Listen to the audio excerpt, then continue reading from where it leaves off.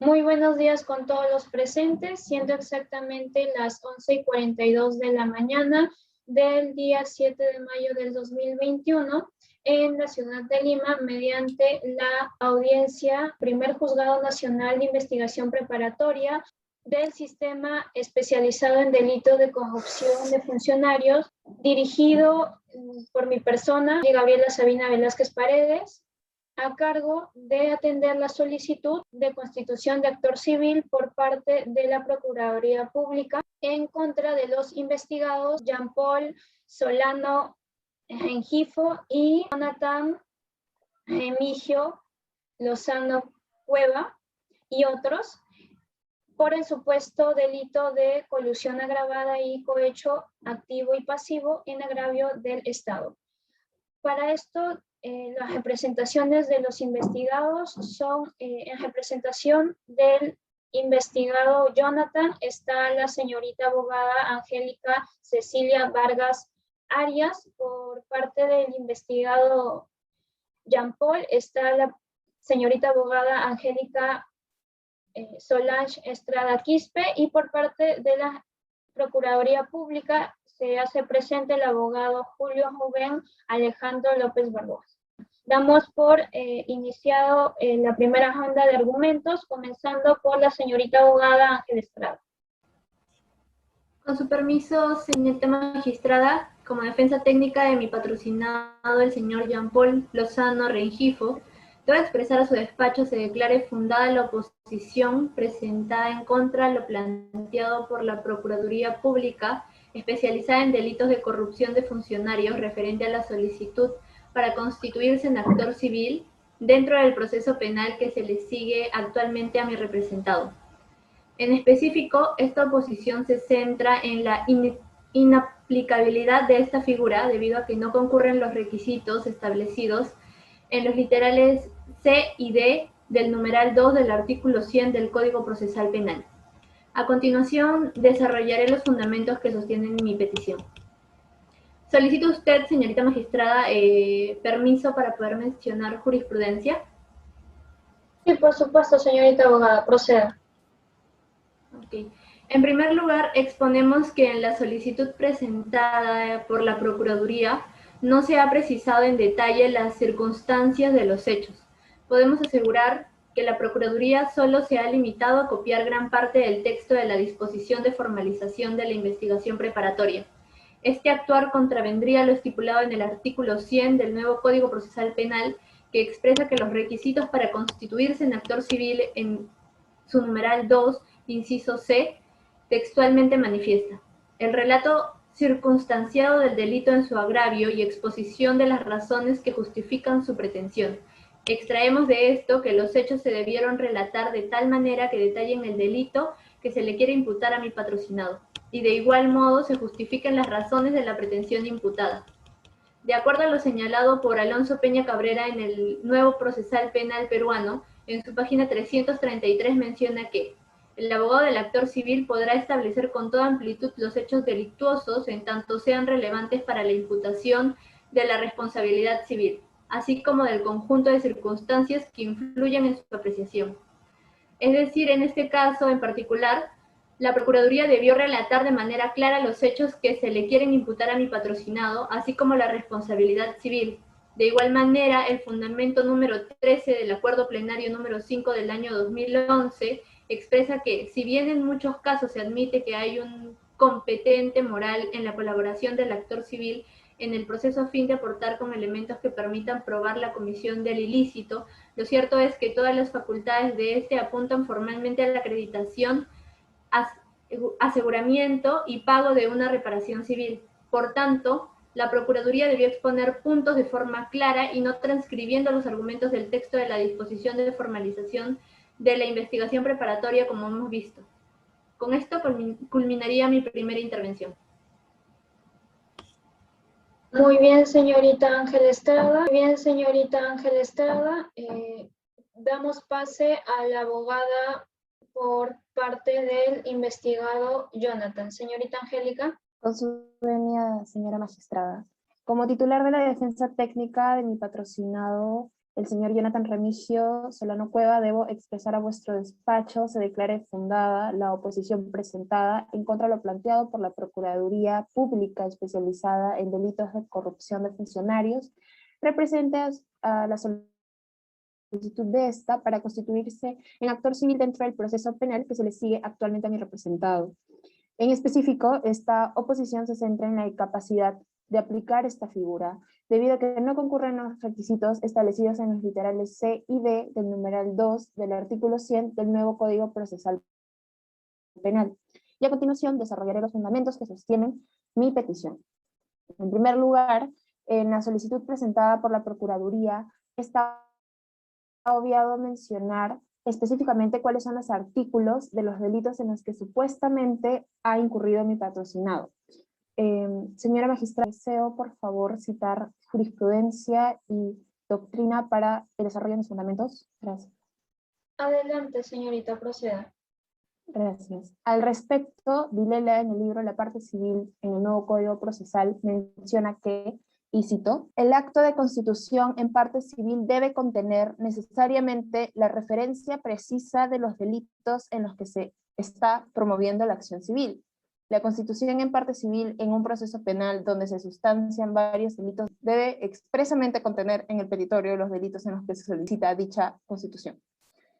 Además, en el segundo párrafo del fundamento 10 de la Sala Penal Permanente de Huánuco, recurso de nulidad número 2274 del año 2018, establece que una solicitud debidamente motivada es aquella que no implica que deba reproducirse literalmente la totalidad de lo expuesto en el dictamen fiscal, basta únicamente con la extracción de los argumentos especialmente relevantes. Por lo tanto, en el escrito de la Procuraduría precisa explícitamente que los imputados Jean Paul y Jonathan, conjuntamente con 4 procesados, más han intervenido en la comisión del delito de colusión agravada respecto a la convocatoria de una licitación en la municipalidad del distrito de Los Olivos. En particular, son 3 los supuestos en los cuales se puede incurrir para determinar la comisión del delito de colusión agravada, un tipo penal establecido en el segundo párrafo del artículo 384 del Código Penal. Además, referente al extremo del delito de cohecho activo y pasivo, estipulado en el escrito de solicitud, se comprende una amplitud de artículos del cuerpo normativo penal anterior mencionado, cada uno de ellos diferenciados por determinadas particularidades. Es preciso mencionar estos artículos atribuidos comprenden desde el artículo 393 hasta el 398A. Por ende, del mencionado escrito se desprende la estipulación sin precisión realizada por la Procuraduría sobre cuál es el numeral específico dentro de los tipos penales que se le imputan a mi patrocinado, siendo este un requisito indispensable para la constitución en actor civil. En consecuencia, y al no precisar qué artículo del Código Penal regulan los hechos descritos en el escrito analizado, se puede concluir que no concurre el requisito establecido en el literal C del numeral 2 del artículo 100 del Código, el nuevo Código Procesal Penal referente a la necesidad de un relato circunstanciado del delito en agravio del Estado y su continua exposición de las razones que justifican tal precisión. Con esto doy por concluida mi primera intervención. Gracias. Damos pase al representante de la Procuraduría Pública, abogado joven. Señorita magistrada, defensa en representación de la Procuraduría Pública especializada en delitos de corrupción de funcionarios por la presunta comisión de delitos de colusión agravada y cohecho pasivo y activo, en los que han incurrido los investigados Jean Paul Lozano Rengifo y el señor Jonathan Remigio Solano Cueva y otros. Presento a vuestro despacho la solicitud de constitución en actor civil con fecha 10 de julio del presente año. Además, se declare infundadas las oposiciones presentadas por la parte demandada. A continuación, desarrollaré los fundamentos que sostienen mi petición. En primer lugar, señorita magistrada, con su venia expondré que, debido a este proceso, no se encuentra más que en los inicios de la segunda fase de la investigación y que todavía faltan más de 7 meses para culminar las investigaciones. Esto está determinado en el artículo 342 de su numeral 2 del nuevo Código Procesal Penal, en la cual expresa que, señorita magistrada, solicito su permiso para leer jurisprudencia y el presente artículo. Por supuesto, señor abogado. Continúe. Sí, claro. En el 342, el numeral 2, nos indica que, tratándose de investigaciones complejas, el plazo de la investigación preparatoria es de 8 meses. Es decir, que las investigaciones que se vienen realizando aún no culminan, pero se encontrarían dentro del plazo correspondiente, debido a que estos hechos solo mostrarían inicios de lo sucedido. Basándonos en esto, la defensa de los acusados no puede solicitar mayor precisión en los detalles debido a que aún faltarían culminar diversas diligencias. Por lo ya expuesto, reiteramos a la defensa de los acusados que la exposición de los hechos se realizaron de manera mínima. En ese sentido, de la reparación civil que se solicita, especificamos que el monto ha sido expresado de manera aproximada. De acuerdo al expediente número 00 del 2019, disculpe, 00019 del 2019, del Juzgado de Investigación Preparatoria, se expresa que, en primer término, sustentar en el proceso como es que ha sido perjudicado por la conducta imputada al investigado y cómo el daño sufrido puede ser resarcido. Es decir, que la Procuraduría tiene la obligación de precisar de qué manera los imputados darán reparación por los daños causados, y tal como se ha procedido a actuar, señalando que los daños ocasionados ascenderían a 50.000 nuevos soles por el delito de colusión y 20.000 soles por el delito de cohecho pasivo y activo. Doy por finalizada mi primer argumento. Muy bien, terminada con la primera etapa, damos pase a la segunda parte de la presentación de argumentos por los presentes abogados. Inicie, señorita Ángel Estrada. Gracias. En mi segunda intervención, respecto del supuesto delito de colusión agravada, la Procuraduría no ha precisado cómo, dónde y cuándo se habría reunido mi patrocinado con los demás imputados. Para empezar, la definición del delito de colusión agravada, este se encuentra estipulado en el artículo 384 del Código Penal, en que establece que el funcionario o servidor público que, interviniendo directa o indirectamente por razón de su cargo o en las contradicciones y adquisición de bienes, obras o servicios, concesiones o cualquier operación a cargo del Estado mediante concertación con los interesados, defraude patrimonialmente al Estado o entidad u organismo del Estado. Ahora bien, uno de los elementos básicos de la colusión es la concertación, es decir, que exista un acuerdo ilícito, en este caso entre mi patrocinado y la empresa Computronic Servicios Generales S.A. Sin embargo, la Procuraduría no ha podido precisar que este acuerdo haya ocurrido, pues en sus hechos narrados no se ha podido precisar el cómo o el dónde se habría reunido mi patrocinado con la mencionada empresa. Al respecto, el recurso de nulidad número 367 del año 2018, en su numeral 1.3 menciona que carece también de motivación aparente, en tanto que no se individualizaron los funcionarios públicos con los cuales se habría efectuado la concertación. La Procuraduría no ha podido mencionar el momento o el lugar en los cuales se habría concertado las reuniones que darían inicio al supuesto delito anteriormente mencionado. De igual manera, André García, en el año 2019, en el artículo Complicidad en el delito de colusión, precisa que consideran que no basta para que el tipo se consuma con la simple concertación, sino para que éste tenga contenido penal debe ser una concertación definitiva, y la misma se dará cuando el funcionario finalmente emita la decisión respectiva que va a defraudar al Estado. Es decir, que la Procuraduría no solo deberá precisar que dichas reuniones ocurrieron entre mi patrocinado y la empresa mencionada, sino que de dicha concertación se emitió alguna decisión que podría defraudar al Estado. Con esto culminaría mi segunda intervención. Muchas gracias. Muy bien, damos pase a la señorita Angélica Vargas.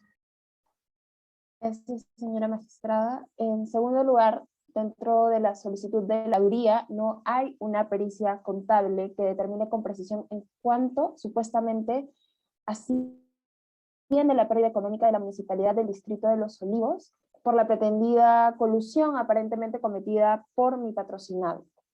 De acuerdo con el 16º fundamento del acuerdo plenario número 4 del año 12, el procurador, como parte involucrada en el proceso penal, es el así constituido en responsable representación de los intereses del Estado, también debe colaborar en el esclarecimiento de los hechos sometidos a proceso y aportar elementos que permitan demostrar la comisión delictiva y la magnitud del daño causado. Partiendo como hecho principal que en la solicitud de la Procuraduría no se ha establecido cuál de los tres numerales corresponde al supuesto tipo penal cometido por mi patrocinado, corresponderá inferir que se refiere al numeral 2 del segundo párrafo del artículo 384, que estipula que el delito de colusión simple es agravado en el caso que la conducta recaiga sobre programas con fines asistenciales, de apoyo o inclusión social o de desarrollo, siempre que el valor del dinero, bienes, efectos o ganancias involucrados superen las 10 unidades impositivas tributarias. Esta suposición se infiere a lo planteado por el escrito propuesto por la Procuraduría, en la cual se afirma, sin una pericia contable, que el monto perdido asciende a los 50.000 soles aproximadamente, superando los 44.000 soles de monto máximo establecido por el cuerpo normativo, pues esto es lo que equivalen 10 unidades impositivas. Además, según la investigación realizada por Abad, Rodríguez, Mucha y García, denominada peritaje contable en los procesos judiciales en la Administración de Justicia en caso de lavado de activos, señalan que esta pericia se establece como una herramienta que sustenta los hallazgos que sirven de prueba de desbalance patrimonial, la misma que permite cuantificar en términos monetarios el acto ilícito, lo que brinda al juez encargado del caso poder administrar justicia. Por consiguiente, no existe precisión para establecer que mi patrocinado ha incurrido en el supuesto delito de colusión agravada, puesto que no existe una prueba factible, precisa y realizada por un profesional que establezca que la municipalidad del Distrito de Los Olivos haya perdido dicha suma de dinero bajo responsabilidad de mi representado. Ergo, para este estadio procesal aún no se ha determinado si el tipo penal es colusión agravada o simple, vulnerando el ejercicio de derecho de defensa de mi patrocinado. En consecuencia, no concurre el requisito establecido en el literal C del numeral 2 del artículo 100 del nuevo Código Procesal Penal, al no establecer correctamente ni el relato circunstanciado del delito de colusión en agravio del Estado, ni la exposición de las razones que justifican dicha pretensión. Con esto doy por finalizada mi segunda intervención. Gracias. Damos pase al representante de la Procuraduría Pública. Sí, señorita magistrada. Como mi segundo argumento, señalamos también que, si bien es cierto, aún no contamos con las pruebas documentales para justificar los daños, pero sí hemos presentado la declaración preliminar del contador municipal, en la que manifiesta que el monto perdido de la municipalidad sería de un aproximado de 50.000 soles. Adicionalmente a esto, también se ha presentado un informe preliminar de la jefatura del órgano de control institucional de la municipalidad, que, a pesar de no ser precisa, sostiene el mismo monto aproximado que el que manifestó el testigo ya mencionado. Para definir por qué se le estaría señalando el monto aproximado de 50.000 soles, vamos a citar a Carla Vilela Carvajal. En la parte civil, en el nuevo Código Procesal Penal, página 353, señala que la responsabilidad penal se limita o la exigencia de reparación del agravio que el individuo ha causado al orden público, a la sociedad, mediante el acto contrario a derecho que ha lesionado o puesto en peligro un bien jurídico tutelado por la ley y protegido por la sociedad. El carácter subjetivo de la responsabilidad penal al impedirle al autor de un acto delictivo que cometa otro nuevo y para evitar que otros se sientan tentados de imitarle. El medio más brusco consiste en castigarle. Ese carácter subjetivo está presente en la responsabilidad civil solo para los casos en los que ésta derive un hecho punible. Bueno, en base a lo señalado, manifestamos dicho monto, ya que, a pesar de que aún no contamos con las pruebas requeridas, ya que existe una acusación en investigación y el monto aproximado solicitado se encuentra en magnitud a los delitos imputados. Con esto daría final a mi segunda intervención. Muy bien. En esta etapa damos inicio a la tercera y última etapa de argumentación respecto a las oposiciones. Bien, comencemos. Señorita Ángela. Muchas gracias, señorita magistrada. En tercer lugar, la Procuraduría, como he mencionado ya anteriormente, no conoce el detalle de los hechos, pues ha obviado los artículos de los supuestos delitos en los que habría incurrido mi patrocinado.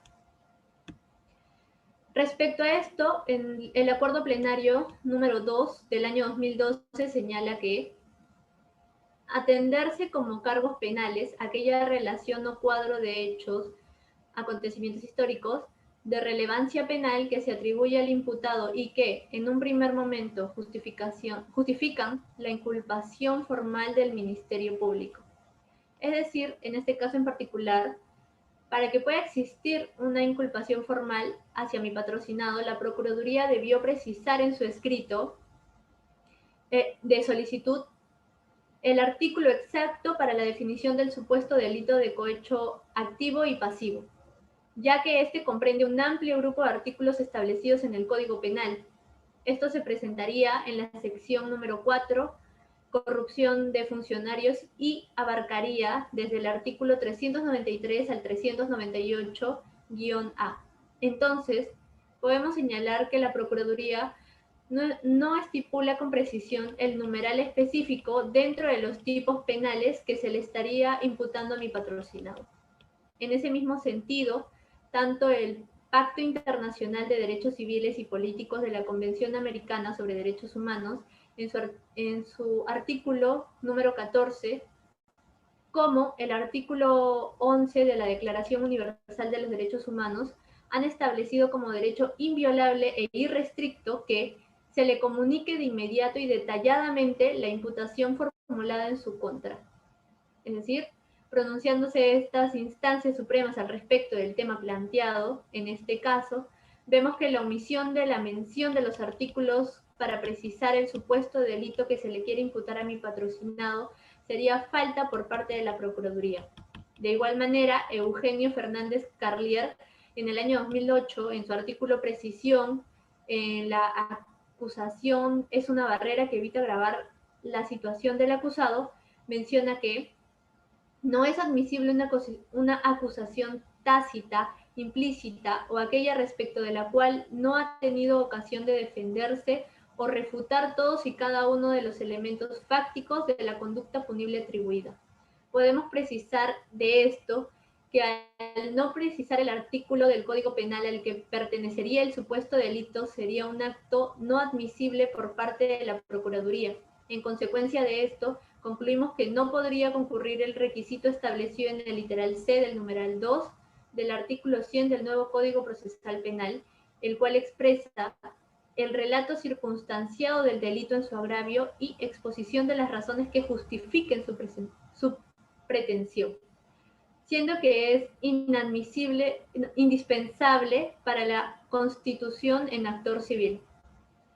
En síntesis, solicito a vuestro despacho que declare fundada la oposición presentada por la defensa técnica del patrocinado Jean-Paul Lozano Rengifo e infundada la solicitud del procurador para constituirse en actor civil.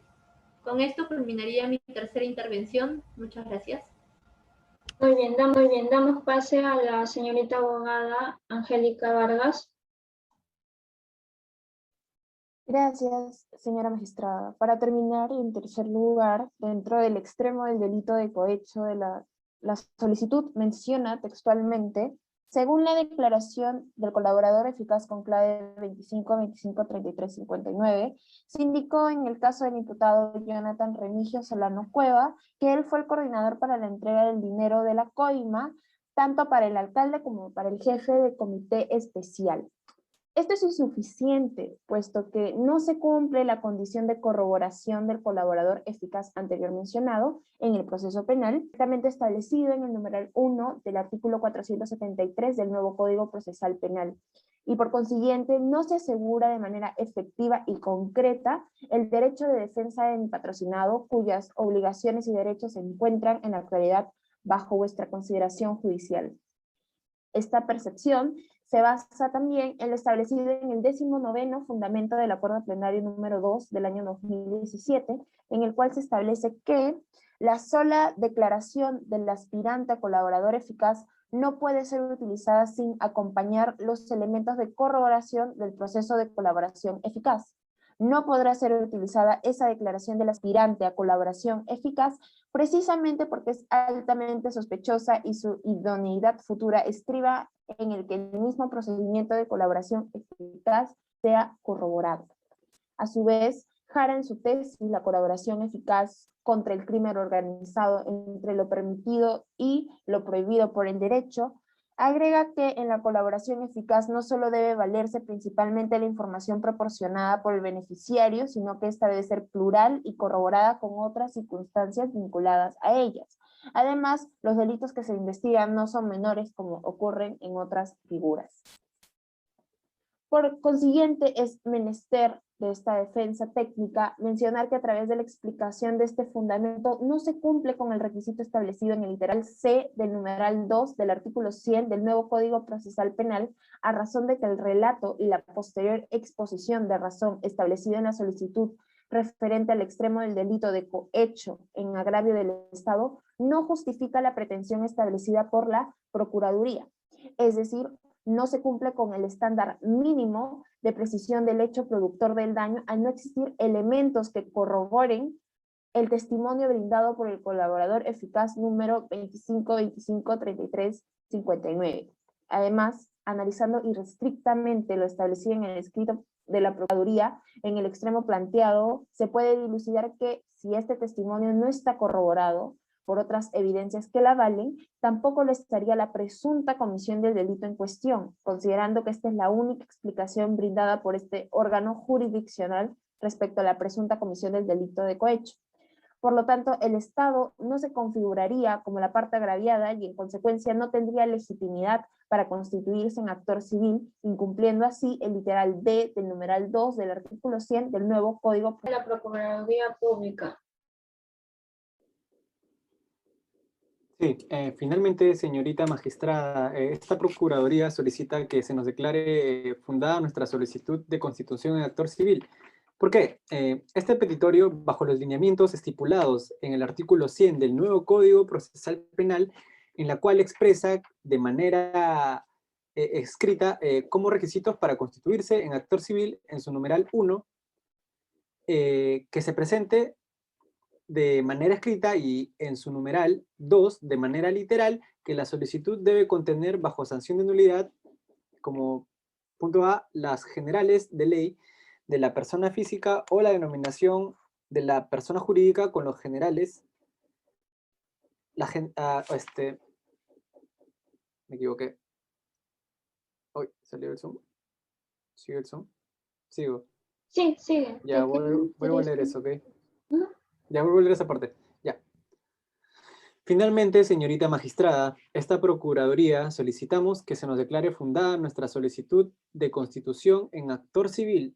Este petitorio bajo los lineamientos estipulados en el artículo 100 del nuevo Código Procesal Penal, en que se expresa como requisitos para constituirse actor civil en su numeral 1 que se presente de manera escrita y en su numeral 2 de manera literal que se solicite debe contener bajo sanción de nulidad.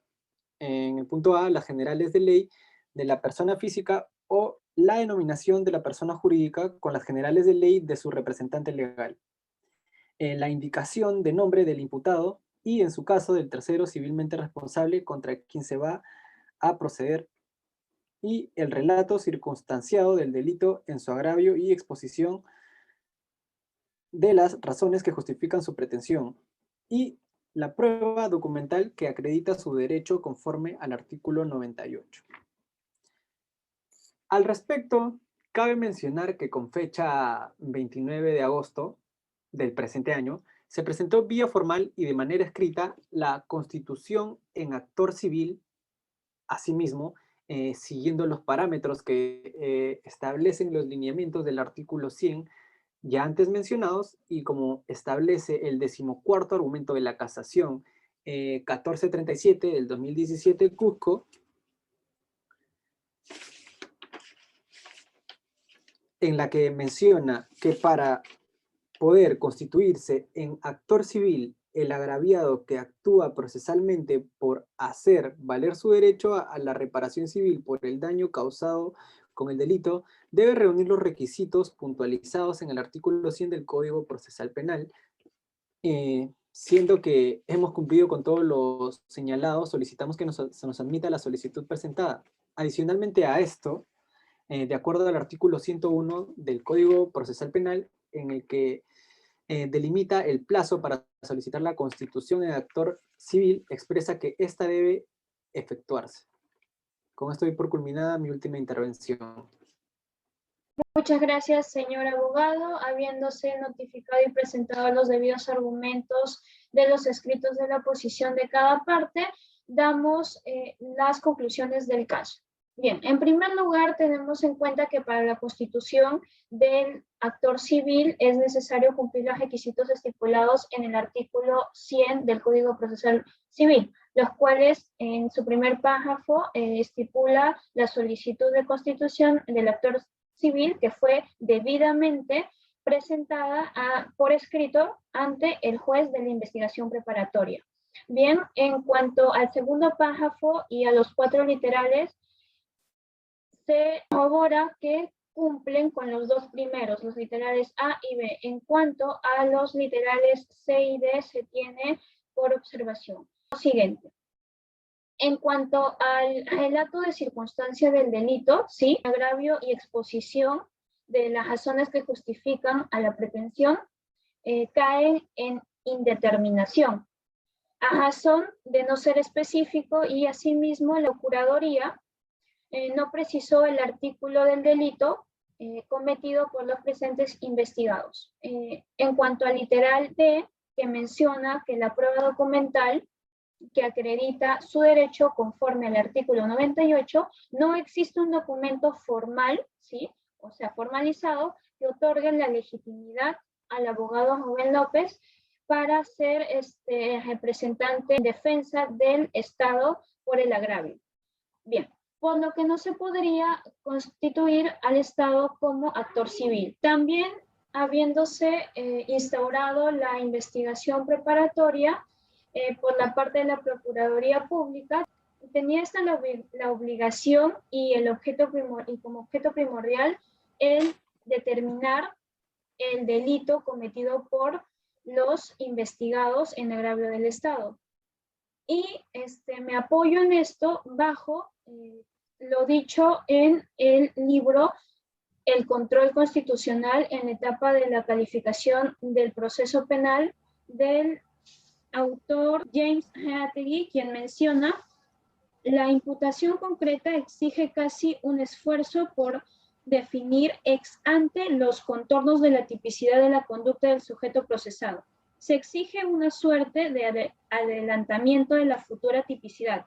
No se está pidiendo que se determine en el momento postulatorio del proceso la responsabilidad o la irresponsabilidad penal del imputado, sino el delito o los hechos por los cuales será procesado a lo largo de todo el proceso penal. Bien, otro punto a tocar es el monto, es por parte de la Procuraduría Pública, ¿sí? En el cual me sustento bajo el fundamento número 15 del acuerdo plenario número 5/2011/CJ-1116, en el cual menciona que si bien se está frente a una pretensión de índole resarcitoria, la ley procesal exige que el perjudicado que ejerce su derecho de acción civil precise específicamente el quantum indemnizatorio, que pretende ello y conlleva a que se individualice el tipo y alcance de los daños cuyo resarcimiento pretende y cuánto corresponde a cada tipo de daño que afirma haber sufrido. Entonces, debido a que la Procuraduría Pública simplemente da una aproximación general, genérica, del monto supuestamente dañado por el primer delito de un monto mayor a 50.000 soles y por el segundo delito un monto de 20.000 soles, ¿sí? Por concepto de daño ocasionado, conlleva la ambigüedad y a que el monto no pueda ser admitido como pretensión válida. Lo expuesto, declarada, fundada, las dos oposiciones presentadas por los abogados de los investigados Jonathan y Jean Paul, e infundada la solicitud del procurador para constituir actor civil al Estado. Por los argumentos ya presentados y conforme a lo establecido en el artículo 8 del Código Procesal Penal, vamos a diferir el pronunciamiento por despacho por escrito a efecto de que sea notificada a las partes correspondientes. Siendo las 12:50 de la mañana, damos por concluida la audiencia. Muchas gracias.